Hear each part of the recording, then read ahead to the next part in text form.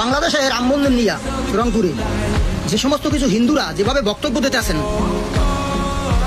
যে বাংলাদেশের এরকম বক্তব্য আছে, বাংলাদেশে প্রত্যেকটা জেলায় মন্দির হবে, আমরা করব, এটা ঠেকাই আমরা দেখব। আচ্ছা, আপনারা যে হিন্দু, এটা কি আপনাদের মাথায় আছে? এই সমস্ত বক্তব্য কার ইন্ধনে দিতে আছেন? কোন দেশের ইন্ধনে দিতে আছেন? কারণ আপনাদের তো বাড়িঘর ভারতে, আপনারা ভারতে চলে যাবেন। যখন আপনাদেরকে ধাওয়া দিবে তখন তো আপনারা ভারতে চলে যাবেন। এইখানে বাংলাদেশে যে সাধারণ হিন্দু, তাদের অবস্থা কি হবে? আপনারা তো ভারতের এজেন্ট, আপনারা ভারতের এজেন্ট, ভারতের হয়ে আপনারা কাজ করতেছেন। এইটা একটা মুসলিম কান্ট্রি, বুঝতে হবে। বক্তব্য যা দেন মাথায় রাখবেন।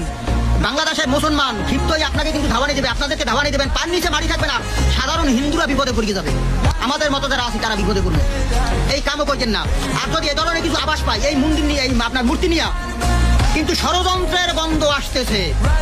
আমি বাংলাদেশের প্রত্যেকটা মুসলমানকে বলবো, তোমরা যে বক্তব্য দেয় এই বক্তব্যতে স্পষ্ট যে ষড়যন্ত্রের গন্ধ চলতে আছে। আপনারা মুসলমান যারা আছেন, আর যদি এই আন্দোলনে আপনারা যদি সফল হইতে না পারেন, তাই কিন্তু আপনারা হেরে যাবেন ভারতের কাছে।